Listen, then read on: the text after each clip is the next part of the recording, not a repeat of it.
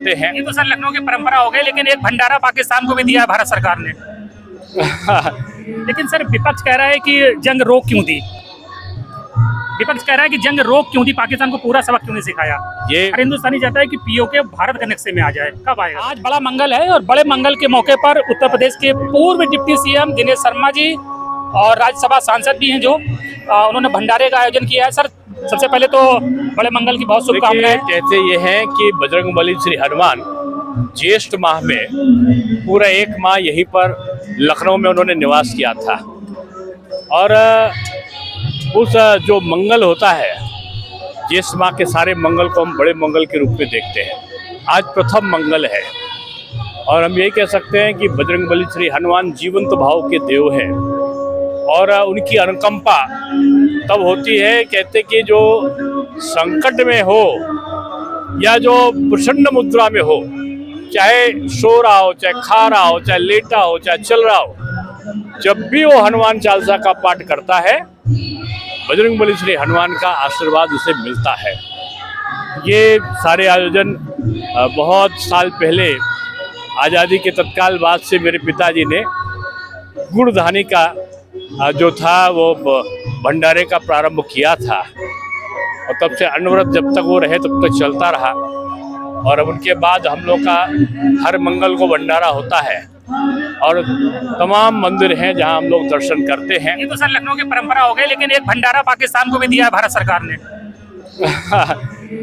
पाकिस्तान के पास तो भंडार था आतंकियों का और वो भंडार जो है वो बुरी तरीके से क्षतिग्रस्त हो गया है। पाकिस्तान हताश है, निराश है और जो आतंकवाद की नर्सरी वो पैदा कर रहा था उसको वृक्ष बनने से पहले ही 11 उसके जो उसके अड्डे थे उनको एक साथ नेस्त नाबूद करने का काम हमारी भारतीय सेनाओं ने किया है। अब वो जमाने नहीं, ये मोदी जी का युग है। अब साम दाम दंड भेद सब चलता है। अगर अब आक्रमण किया तो घर में घुस के मारेंगे, ये निश्चित है। असीम मुनीर जो कि पाकिस्तान का आर्मी चीफ है, वो उसके वीडियो आ रहे हैं, वो घायलों को देखने जा रहा है, उसके तमाम फौजी घायल पड़े हुए हैं। लेकिन यहाँ का विपक्ष कह रहा है कि देखिए अभी तो वो पहले स्वीकार कर चुके हैं कि 100 आतंकी उनके मरे, जिनको शहीद बोल रहे हैं वो आतंकी थे उनके, और 50 उनके सैनिक वो कबूल कर रहे हैं। यानी अगर 26 मारोगे तो 26 का 5 गुना आपको मारेंगे। ये है मोदी युग है और सेना का जो बहादुरी है उसको प्रणाम है। लेकिन सर विपक्ष कह रहा है कि जंग रोक क्यों दी, विपक्ष कह रहा है कि जंग रोक क्यों दी, पाकिस्तान को पूरा सबक क्यों नहीं सिखाया। ये वही लोग बोल रहे हैं जिन्होंने 93,000 पाकिस्तान के सैनिकों को छोड़ दिया था और अपने 100 सैनिक भी नहीं छोड़ा पाए कि जो हिंदुस्तान के थे, वो मौत के घाट मर गए। उनकी चिंता नहीं करी। अगर आपने बांग्लादेश काहे को बना दिया?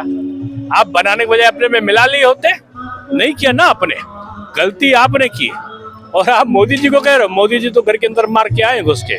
बांग्लादेश को मिला देते तो 50 करोड़ मुसलमान हो जाते सर देश में। नहीं, देखो ये हिंदू और मुसलमान का प्रश्न नहीं है, प्रश्न देश की एकता और अखंडता का है और जो हिंदुस्तान के साथ है वो हमारा है। लेकिन जिस तरीके से पाकिस्तान ने सर उठाने की कोशिश की और एक बार नहीं, पुलवामा का बदला लिया उन्होंने, जो उड़ी में घटना करी तो बदला लिया और अब की तो घर में घुस के इतना मारा है कि उनकी 3 पीढ़ियां याद रखेंगे। सर बदमाश मुल्क है पाकिस्तान, क्या लगता है कि मान जाएगा, सुधर जाएगा इस पिटाई से? या तो सुधर जाएगा या सिधार जाएगा। और सर क्या कहते हैं, हर हिंदुस्तानी की एक ख्वाहिश, आखिरी सवाल है, हर हिंदुस्तानी चाहता है कि पीओके भारत के नक्शे में आ जाए, कब आएगा सर? देखिए ये ऐसे राजनीतिक सवाल है जिनका तत्काल हल नहीं हुआ करता। निश्चित रूप में पाकिस्तान विखंडित होने की स्थिति में है।